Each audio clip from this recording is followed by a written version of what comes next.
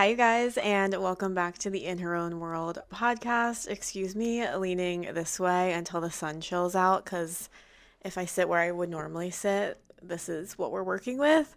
So I'm blinded, as you can tell. But very grateful for these sunny days we've been having lately. I every time we have a gloomy winter day, my mood is so affected. So any amount of sun I can soak up, I'm gonna take it. Speaking of the sun, I'm so irritated this morning because I have had such trouble finding a sunscreen lately that isn't causing me breakouts. The one I used for years upon years randomly started causing all of these closed comedones on my skin. So I've been testing out different ones, and every single one seems to trigger my fungal acne like worse than the one before. So you can't tell from here, but if I were to like get in the sun and show you from the side, my skin has these like little bumps on it from the sunscreen.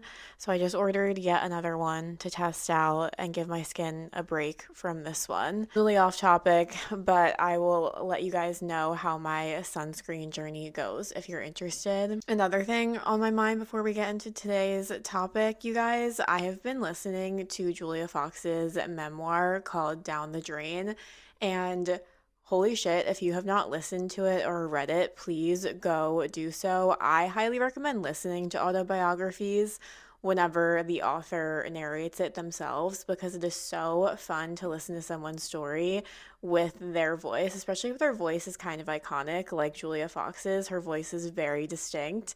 And I'm going to do a January favorites as my next video, so I'll mention it in that, but I have like 4 hours left and I'm literally rationing it because it is like listening to the most wild ride ever. It sounds like fiction, but it's not. It's genuinely her life and it's fascinating. Getting into today's topic, I'm really excited to get into this episode. I want to be really intentional with this episode because this is probably one of the most important topics that I will personally talk about on this podcast, and it's very near and dear to my heart, and that is social anxiety. Social anxiety is probably the thing in my life that I am proudest of overcoming, and I think the first thing you have to accept about social anxiety is it will never 100% go away. I will always overthink social situations a little bit more than probably other people do, but I can safely and confidently say that I would not consider myself to be a socially anxious person by default anymore. And that comes from a lot of years of exposure therapy to a variety of social situations and just putting myself out there and forcing myself to do scary things and forcing myself to be awkward and let myself be awkward. But then eventually you kind of pick up on what other people do, you can mimic what other people do, and you learn how the fuck to act in a social situation. So let's get into it because if you're still here, then you probably relate to what I just said a little bit. Maybe your heart starts beating a little bit faster in social situations. You're concerned about acting up, being weird. That was the big thing for me throughout. I would say it was around middle school when I became more conscious and realized that I am a socially anxious individual. And for some reason, I was so fearful of being perceived as weird by my peers. That was the word that I kind of hung my hat on. I don't know why I was so fearful of that. I mean, typical awkward 13-year-old behavior, I guess. But even to this day, I think that is if I really want to dig at someone, if I'm talking shit or something like that, I will be like, you're weird for that. I feel like that for some reason is like the last thing I would personally want to hear about me coming from someone else. It's funny how these things stick with you from being young, maybe.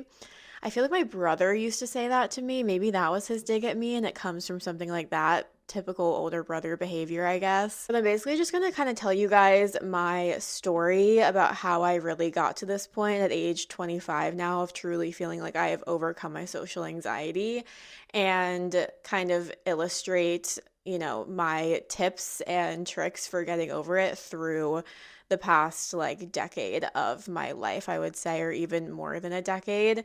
And I think if you listen to this, and no matter what age you are, I think you can draw on my experiences and hopefully extract something that will help you get over your social anxiety if you don't feel like you're over it yet. Whether you're 13 watching this or 25, you can hopefully take something out of this and apply it to your own story. Also, I think that if you're watching this and you are younger, really any age, you can expedite your process because there are certain parts of this that I will point out where if I had made a slightly different decision, and for example, where I went to college to begin with, then I think that this process would have been expedited by 4 or 5 years, to be completely honest. So let's just get into it. Let's go back to literal baby childhood. I was always a naturally quiet person, and that was always pointed out to me because I come from a very loud family on my mom's side, loud Irish big family.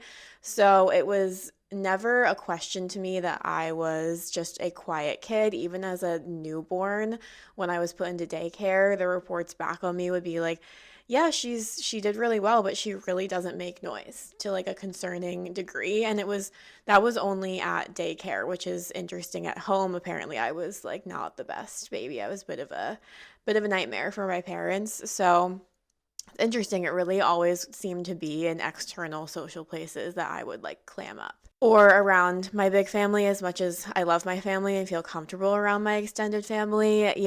For me growing up, for some reason, I just had trouble socializing like that, even with my aunts and my uncles and my cousins. Like, so I would just clam up and be really quiet. I had trouble socializing with other kids. I always managed to have friends, usually a couple close friends, so that's good at least. And I had interests. I loved doing art. I loved clothes from a young age. I always loved anything like sparkly and flashy. So I think I was able to connect with other kids by like having interests and hobbies. So that's good at least. But I preferred to be in solitude. I distinctly remember this after school program, and I would just draw the whole time and just wait for my mom to come pick me up. And what I realized is that it's unfortunate that, and this is, really on no one, but I will say I have a little bit of anger towards like teachers and daycare workers that pointed out how quiet I was because it made me develop this really negative connotation around it. And really think that's the source of where my social anxiety started because before it was pointed out to me and picked at over and over again, like, you're so quiet, like, you need to socialize more with kids. I don't think I viewed it as a bad thing, and I don't think it's a bad thing. To this day, I am not the loudest in the room. I am over my social anxiety for the most part, but I'm never the loudest at the table. I'm never talking the most. I'm mostly listening, I would say. Of course, there are some scenarios where I become a chatty Cathy, get a couple margaritas in me, I'm yapping away. But even so, I'm still not the chattiest in the room ever. And that's something that I think is a superpower, okay? And I view it like that now. And I think that if people had never said something to me and had like a negative connotation with it, I don't know if I would have developed such bad social anxiety because all of a sudden I decided that I was told that my natural demeanor is weird. And I felt very like othered in social situations because I was so quiet and preferred to listen. It's not like I wasn't engaged in conversation, it's just that I preferred to listen more than I spoke. But yeah, after evaluating and reflecting on a lot of the social anxiety stuff, I really think that's the source of it. So I think finding the source of your social anxiety, if you grew up a quiet kid, you probably had a very similar experience to that. I think that's really, really common because for some reason people are very disturbed by quiet people. And as you get older, it is so interesting developing confidence in your quietness because it is fascinating to watch people kind of notice that you're more of a listener and notice that you're a little bit quieter, and the the things they reveal to you in conversation is actually hilarious when because people are just like, I don't know, I'm just gonna fill this space, and you realize that other people kind of get anxious and weird about it. So I don't know if I'm explaining this great, but essentially I've realized that quietness is a superpower, and that was kind of step number one in me kind of getting over my social anxiety and realizing I'm not weird, it's just my natural demeanor. Now, but what I think that people develop when you're a more socially anxious person or a more quiet person is you kind of develop this attitude of, well, I don't like other people. I think that's something that I adopted in high school to deflect because I became so fearful of people rejecting me for being this way that I just developed this, well, I'm so different from other people. People don't get me. I don't like other people attitude. And I think that's like the worst and kind of, I look at it as like cringy behavior, for lack of a better term, when people have that mentality. And I meet full grown adults to this day that have that mentality. And I'm like, you have to get over this. You have to get over that mentality because what I have learned through traveling and through moving to a city like New York for a few years where you're constantly meeting new people is that I truly think it's one of my own life purposes, and really everyone in the world. I think our life purpose is to connect with each other and to be in a community with each other. And that's why a big critique of US society is that we're highly individualistic, and we were never, from a biological evolutionary perspective, meant to be such a highly individualistic society. We were never meant to be this way. We were never meant to live completely alone in tiny, cramped apartments. Even though I know that's how a lot of people prefer to live, I would love to live alone at some point and just experience that with myself. And I think it's important to be able to be alone. It's very interesting how we, especially in the US, have all become so divided and so split up and so in our own way. And when you are someone who is so fearful of being disliked by other people or viewed as being weird or whatever it is that you're scared of being perceived as, and you just decide to say, well, I only like myself, I don't like other people, or only like these few select friends, you probably have a smaller friend group. Consider the idea that connection is at our core, and truly connecting with as many people, hearing their stories, hearing how they came to be is so important to developing empathy, to developing just a more whole perspective of the world, you know? Like, if you're a little bit younger and maybe you have that kind of awkward high school dynamic of there's like the popular girls and you're rejecting them and you're like, oh, they're so basic, they're so this, they're so that. They have full dynamic life stories. I hate to break it to you, but the popular girls at school or like the cool girl on campus, I don't know, I'm trying to connect back to my thought process that I had in college and high school with those social dynamics going on. You could not pay me to be back in those social dynamics. But I hate to break it to you, the girl that you really don't like or the girl that you judge because she's, got her Lululemon and her little keys and seems to have not had adversity in her life or something like that. She does. She has a full life story, and you would probably benefit from hearing it and from connecting with this person. So I don't know. That's just a strong point I want to make because I think if I went through high school with less of a high horse mentality, because I did, I think, become so jaded about how quiet I was and how judged I was or judged I felt for that, I became so fearful of people not liking me that I instead decided to judge others harshly. And that is just not a way to go. So I think that if you're relating to this at all, it's time to get off your high horse and go connect with people and go hear people's stories. So, anyways, getting back into kind of like my trajectory here with getting over my social anxiety. That was my childhood, always being pointed out to that I was a quiet kid, developed a very like jaded idea of socializing and other people and authority figures and teachers. And I just became scared. I became scared of interacting. I felt like if I was quiet, I would be called out, but if I tried to speak, it would be revealed that I was not normal for some reason. And I just started overthinking every little social interaction. It was hard for me to, make phone calls, things like that, order at restaurants, order at wherever, like making small talk with the hairdresser when I would get my hair cut or whatever. It was all really, really hard for me growing up. I got through like high school. I have a pretty small friend group. I really relied on my best friend. Thank God for her, Annie. She's my best friend to this day. She's a very social, bubbly, talkative person. She will just talk, talk, talk. So she was my perfect complement in high school, and that's kind of how I got through and like slipped through there. But high school was when it got really bad and I started having physical symptoms of my social anxiety. I remember being so fatigued in high school because I was forced to be in a social setting for 8 hours a day. And I was constantly tired. I was really, really quiet in class. I knew the answers to the questions, but it was hard for me to raise my hand and answer and participate in the conversation in class. So it's funny because I was like a goody two shoes and got really good grades because I really cared about school, but I was actually never the favorite student, I would say, because like teachers scared me and I found it hard to develop connections with them. So that was kind of my high school experience. And I don't think I knew how bad it was, and I don't think I realized that I had severe like stomach issues in high school, and I now realize that's the physical manifestation of my social anxiety. I remember every day before or after lunch just having this like pit in my stomach.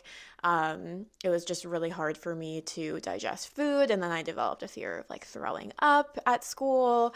And that whole spiral started. So it's unfortunate because I don't think I realized that I had social anxiety yet, or I knew it was there. I knew I was shy, but I didn't have this word for it yet, or something to come to my mom with, like, hey, I think I need to start seeing a therapist. My mom, love her to death, and she actually grew up with anxiety too, and was like on medication for anxiety at some point. So my mom in no way, shape, or form was like against any of that. But she is a very social, chatty Kathy, and I don't think she ever would have put two and two together to realize that this is what was going on, and neither did I. And so I just kind of scraped by in high school, getting through the days, being very socially anxious. My recommendation for you if you are in high school was kind of like what I was talking about before, to expedite this process is to put down the judgmental hat, because I know you're probably in your own way right now, and make an effort to get to know people. And it truly is exposure therapy. It doesn't even have to be another student. It could be a teacher that you connect with.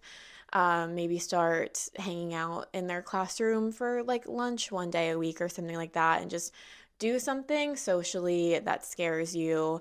Let's say start with like once or twice a week, and then you can go from there and realize that the rest of the student body is not scary, and that you will only benefit from talking to other people and hearing them out and learning their stories. And that applies to all facets of life, but in this scenario, I'm just talking if you're in like middle school or high school watching this, take that as your first step, because that would have really, really helped me if I had been a little bit more conscious of this issue. I think I could have more consciously pushed myself to talk to people and hold a longer conversation.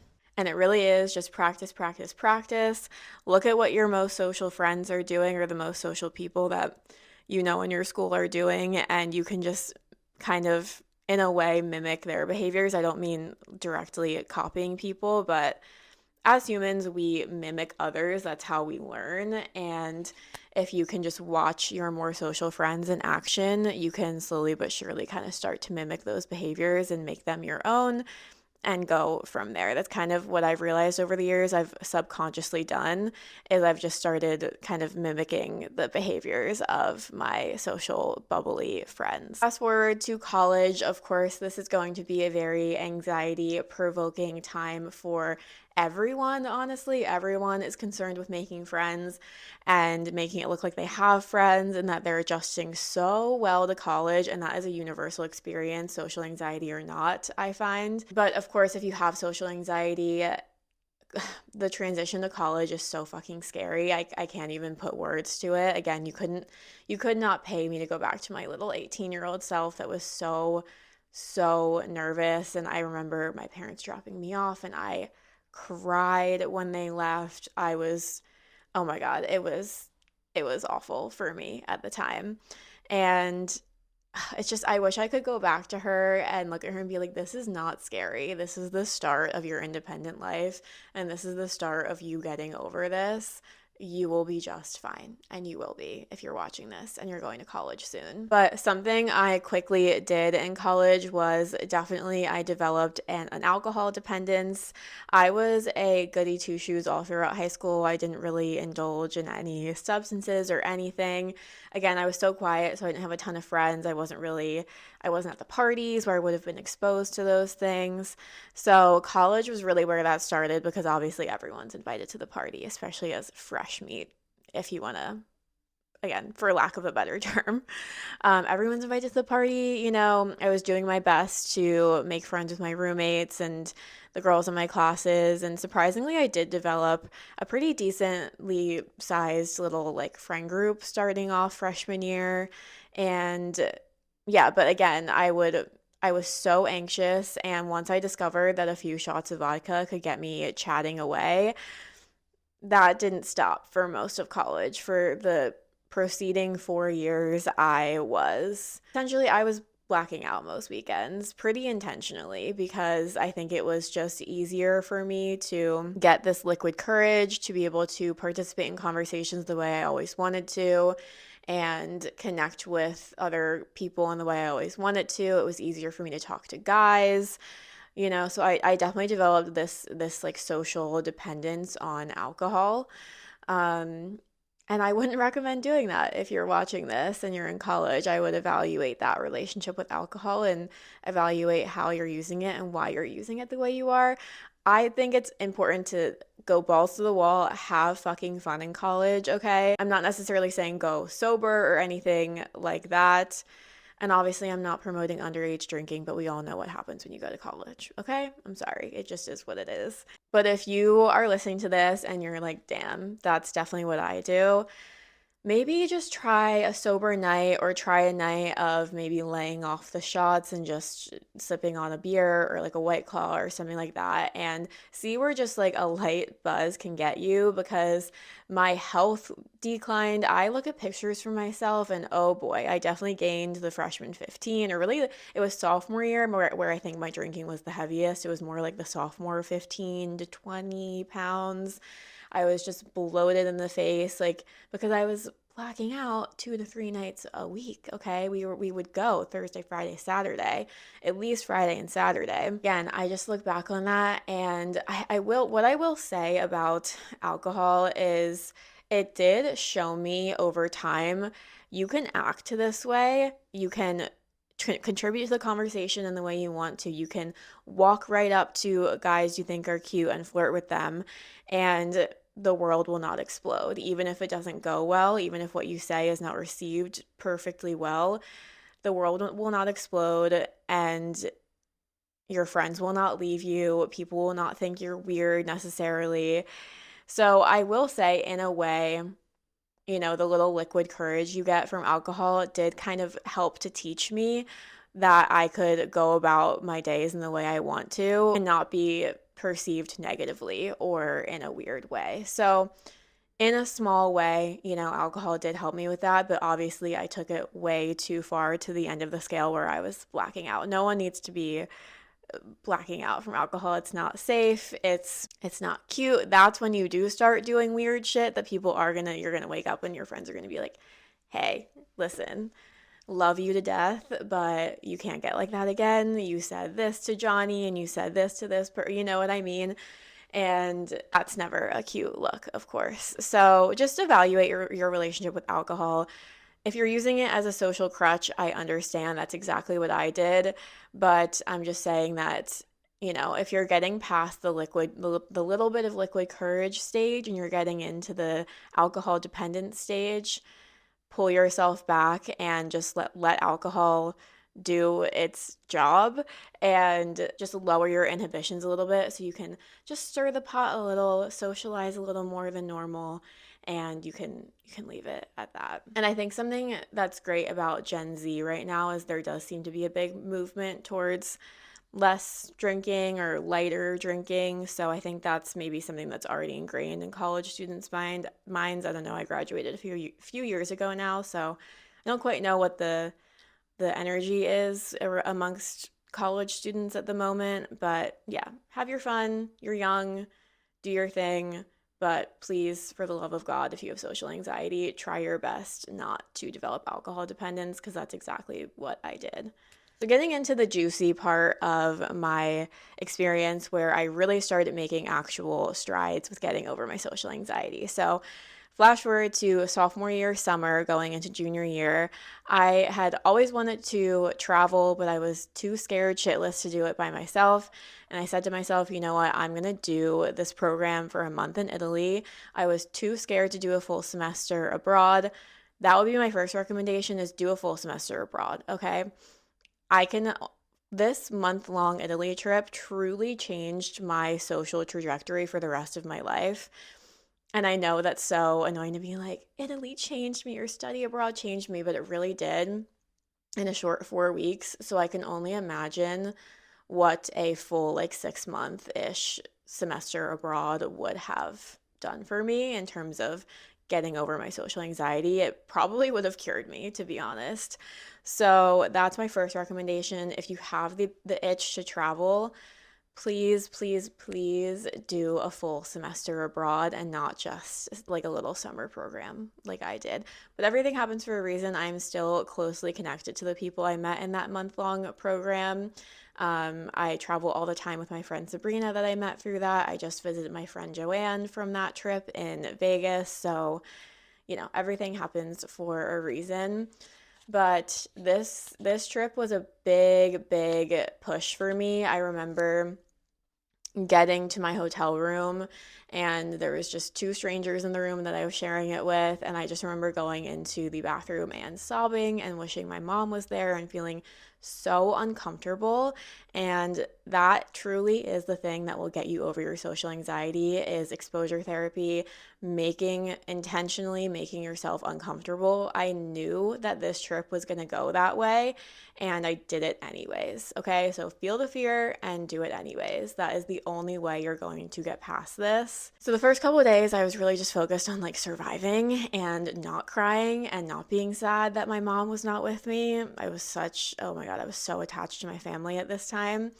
And then by probably like the third day, I was like, okay, maybe it was like the second day, honestly. I was like, I cannot spend the next 30 days so anxious and just wanting to go home, because that will detract from this experience so much. So I'm sitting on one of our tour buses, and I noticed my now friends, Joanne and Alex, goofing off kind of in the middle of the bus. And I was like, they are fun and funny, and I want to be their friends. I like consciously had this thought, I want to be friends with them, and I think that they will enhance this experience for me.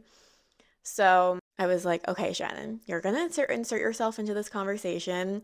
They seem fun and non-judgmental and funny. Just say something fucking funny, okay?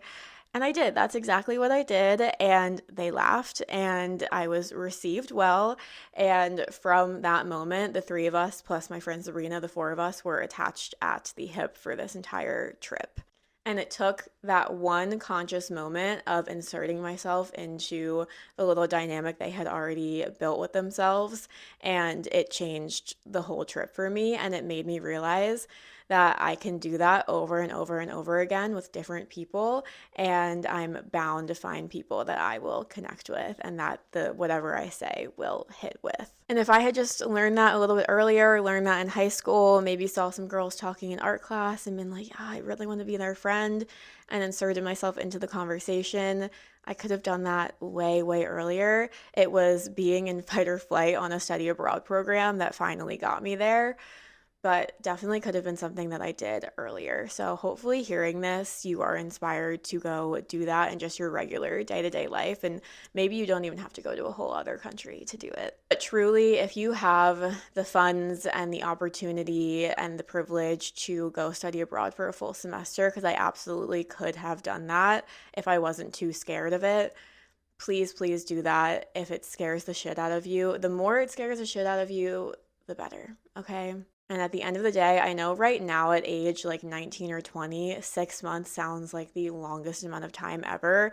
But something you will quickly realize as you get into your 20s is that even a full year is a blink of an eye. I'm moving to Barcelona this coming April, and I'm staying for like about a year, assuming my visa gets approved, which I hope to God it does.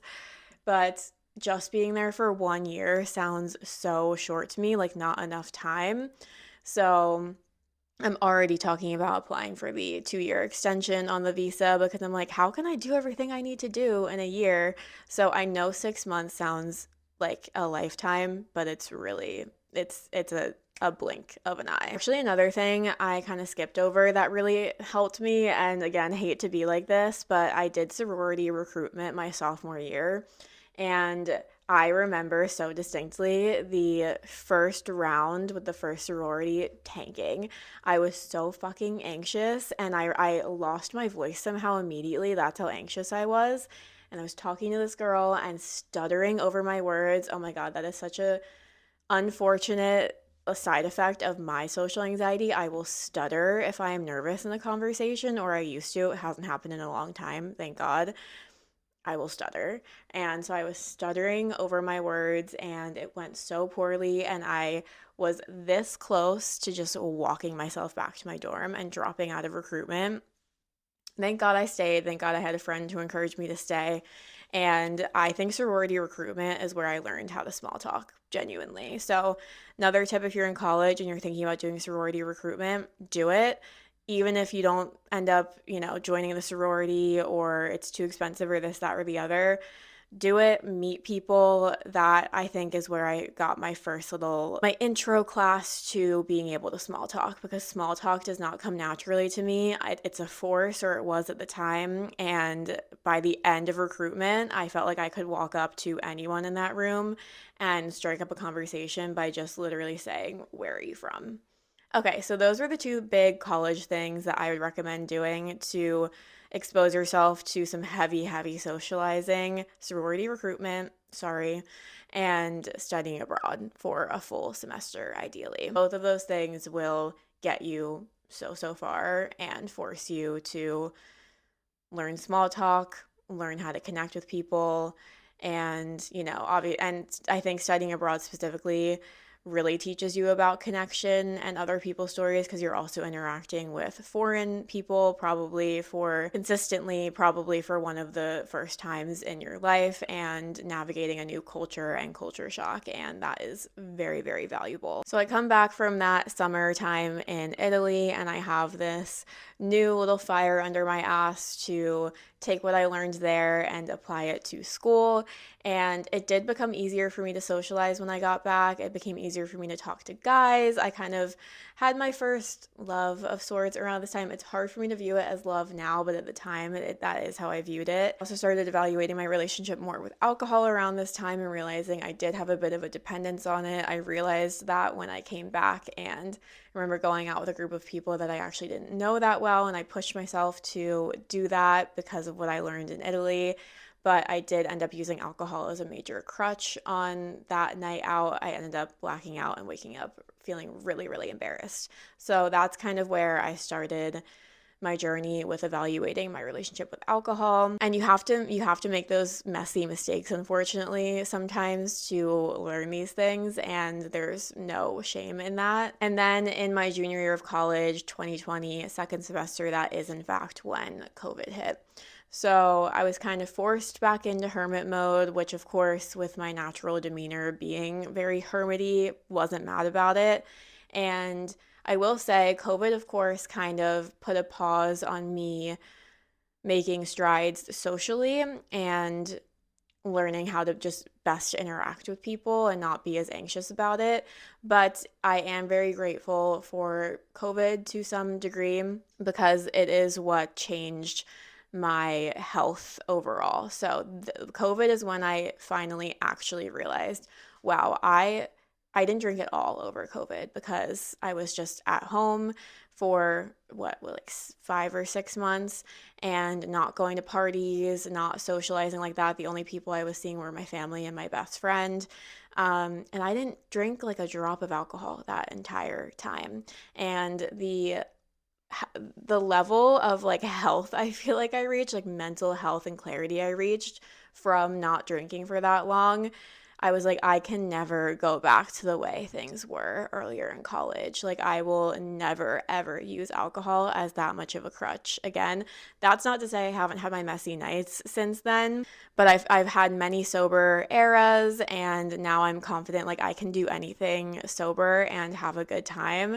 Sometimes I do want to enhance with a few cocktails, and again, I'm in my 20s. I'm young. I'm in my 20s. I've had my messy nights. I live in New York City, for God's sake. Like things are always cooking up over there. Lived past tense because I'm at home now because I'm moving to Spain in April, but yeah, I'm actually visiting New York this weekend. That's my bag back there that I'm packing, and I cannot wait to be with my friends. Anyways, I miss New York so much. But yeah, that's kind of what COVID did. That those were the strides I made with COVID. So we already kind of touched on that and trying not to develop an alcohol dependence. You know, it's liquid courage, but that's all it is. And if you can't do that and apply that when you're sober, it's pretty much worthless. So something to think about, something to evaluate, of course. So that's kind of what COVID did for me. Senior year, not a ton happened, to be honest. Like, again, we were still kind of forced to hang out in smaller groups. I did end up having my first boyfriend, my first like real love at the time. And that changed me in a way, and the way I interact with men. And, you know, having your first boyfriend is just really fun and exciting. And it kind of makes you realize, oh, I don't know, desirable, and I can have this. And so I would say big thing senior year was I kind of reframed a bit of my relationship with men, and kind of just woke up one day and was a bit more confident and realized, oh, I'm desirable and I can have a boyfriend if I want to. I am planning on making a whole episode about having an anxious attachment style, because unfortunately that is the type of attachment style I do have. Um, so, you know, I definitely learned that year that I not only have social anxiety, but I have an anxious attachment style as well. So, one and the same, I guess. But where things really get juicy, and where truly I will say that I got to the point where I could call my social anxiety 95% gone, was moving to New York City. And that takes me to my next tip is, first of all, if you're not in college yet and you have the option, and maybe you're toggling between a college that's 30 minutes from your house, 2 hours from your house, a couple states away from your house, pick the furthest one, okay? If you have one that you love and it's far away and that scares you, pick the furthest one, because the further you are away from your comfort zone, which for me was my family, the faster you will move forward. Because what really didn't help me in college is that I went to school 30 minutes away from my house. So anytime I was overwhelmed, this, that, or the other, I could just go spend a night at home. And that's exactly what I did. I was probably here every other weekend, to be honest. And I think that's another reason why studying abroad helped me so much, because for the first time ever, I did not have access to my family and I did not have access to my comfort zone. And I think it's important to force yourself into that. So if you're choosing colleges, pick the one that's further away. If you're out of college now, I highly recommend moving to a city that's not in your college town. And because the thing about college towns is, you know, I went to school at Temple University. I would say a vast majority of me and my graduating class went and worked somewhere in Philly or in the surrounding areas of Pennsylvania. And that's fine and that's dandy and that makes sense, because you have connections in the city that you go to school in, and maybe you need to do that for at least the first year or so out of school, and that makes sense. But if you have the opportunity or the option to move to a city that's further away from said comfort zone, I highly recommend doing that. Thank God, I thank the stars above that I have always been obsessed with moving to New York City. I always loved New York City. In fact, I really regret not going to college in New York City, but again, everything happens for a reason. Maybe I would have gotten mixed up with the wrong thing.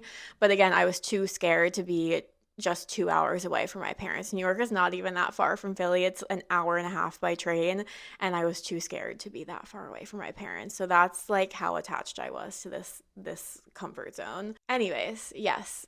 Next tip, move to a city further away. And honestly, I think everyone should live in New York at some point or another for character development. No joke.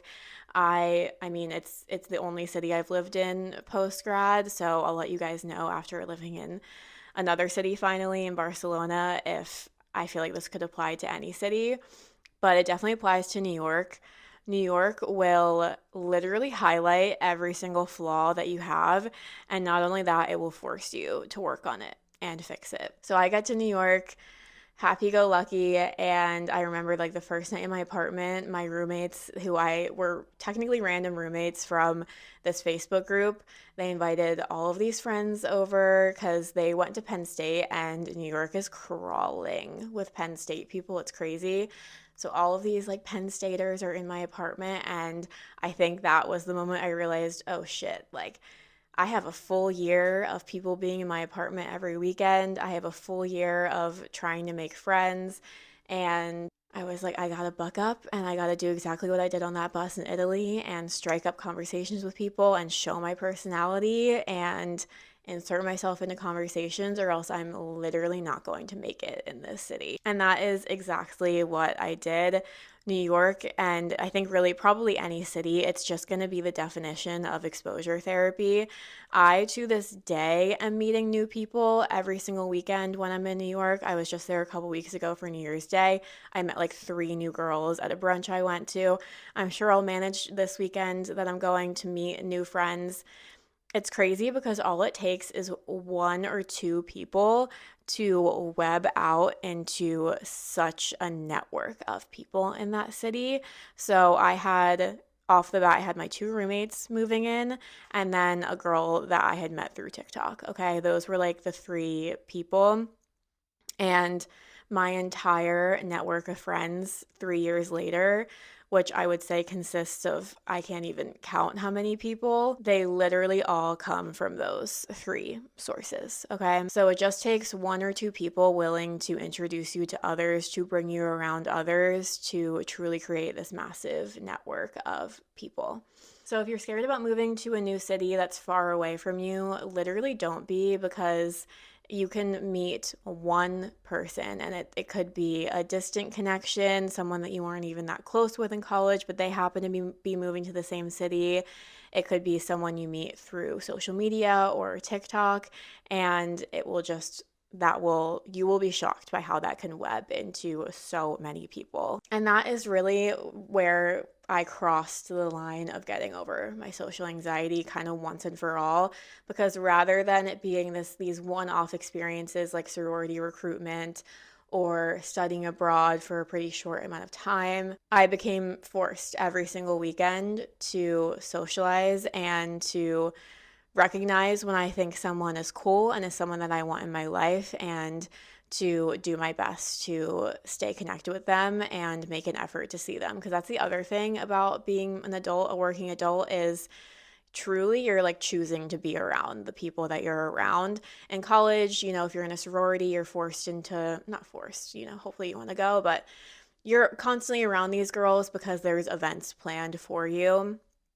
And what it doesn't have to be a sorority, whatever your extracurricular might be in college. Even just the nature of college is you're all kind of forced into this establishment where you're of course socializing within that establishment, and you all have to be there Monday to Friday all day long on campus. But as an adult, you have to be intentional with your time and the people you're with. Everyone is carving out time for that and like choosing to be there. But New York is where I developed confidence, and when I was doing that every single weekend, I just quickly realized that I like myself, and I think that is the coolest thing that comes with adulthood. Really, in the past year, I've developed that mentality of, oh, I really like myself. And, I would say my first year and a half or so in New York, I was more so still trying to be likable to other people. And I feel like I learned how to present a likable version, like the most likable version of myself. But in like the second year and a half, I kind of woke up one day and was like, oh no, I like myself and I want to put my authentic self out there. And the older you get and the more people you meet, I think what really made this click for me is, this is going to sound kind of negative, but it's not really meant to be. I've met enough people now that I don't fuck with and that I don't particularly like, that it's actually given me confidence going about my day. And it's given me confidence to be disliked. Like I think it's okay if someone doesn't like me, because I have met enough people that I don't totally fuck with, and it's not that personal. It's more of just a vibe, you know? Sometimes you really connect with people and sometimes you don't. And it doesn't have to be this really negative thing where I think she's such a bitch and I think she's this and that. Like, I don't feel that way about many people at all. It's very rare for me. It's very rare for me to completely like actually dislike someone. But I've just met enough people that I'm like, yeah, you're not my person. Like, we're not really gonna go far beyond this, like taking a couple shots together before going out for the night and like dancing the night away. Like, it's not gonna go much deeper than that. And that's okay. And it's not that personal, and it's probably mutual. So I think, again, that's the other benefit of making it a point to connect and with and meet as many people as you can in this life, because the more people you meet that maybe you don't like that much, the more confidence you have to go about your day as your authentic self.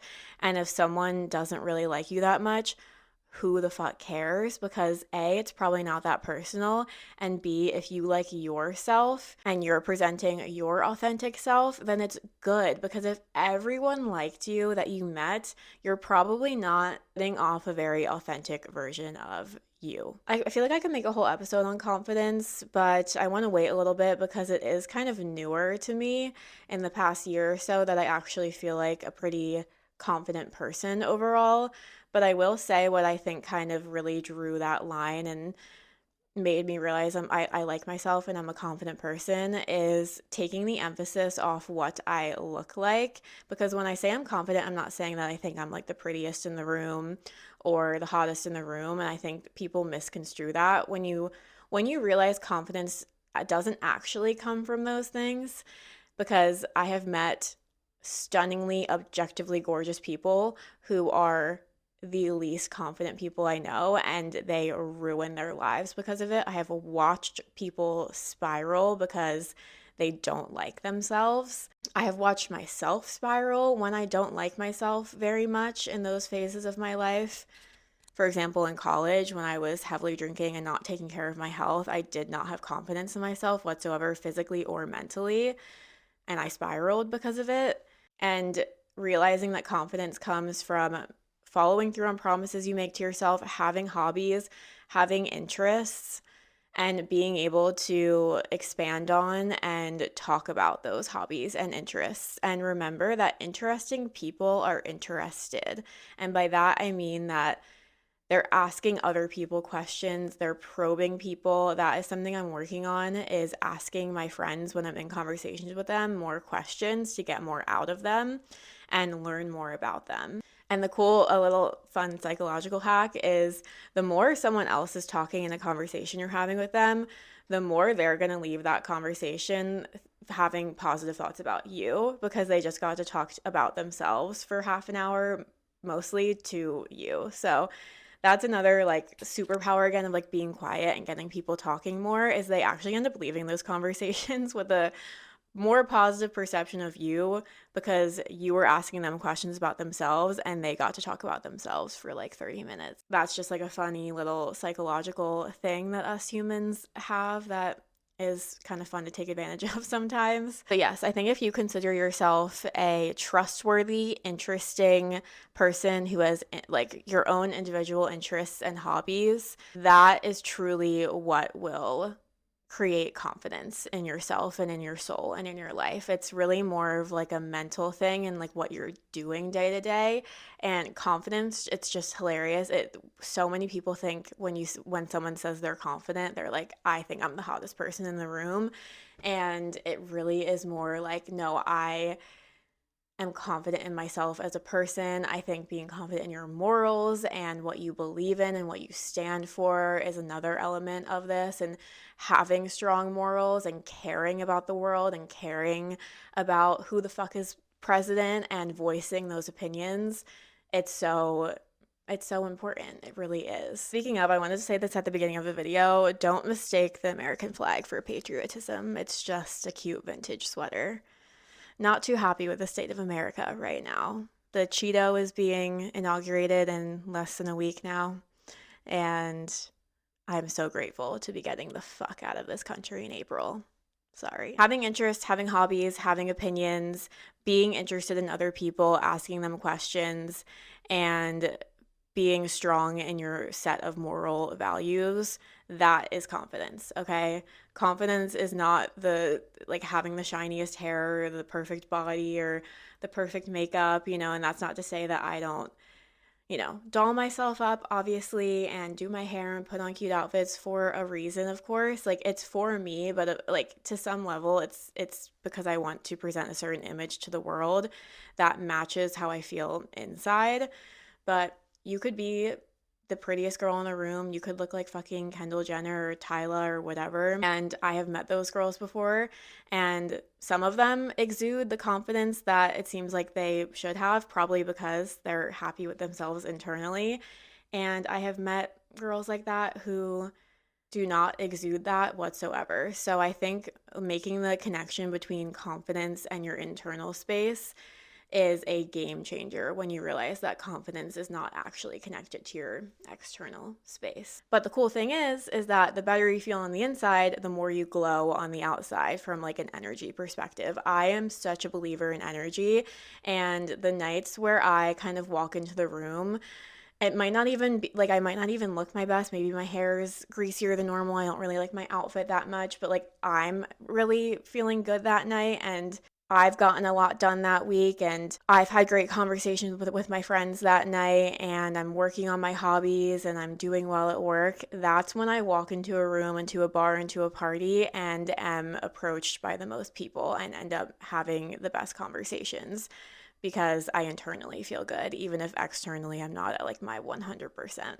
best. Because that confidence from within really does make you glow and makes you the most physically like gorgeous version of yourself as well. So it's a fun little side effect of feeling good inside is that you actually glow on the outside too, I think. Okay, I've been talking for a full hour, so I think it's time to end this episode. I hope you guys enjoyed this and gained some value out of it. I feel like this went better. I tried to film this. I did film this on Monday and hated the way my words came out of my mouth. Sometimes I just have days like that, and I feel like this was helpful. I hope so. Fingers crossed. So whatever age you are, hopefully you can draw on this experience. Really, it comes down, you guys, to exposure therapy. Put yourself in as many scary social situations as you can. I highly recommend some form of sorority recruitment if you're in college.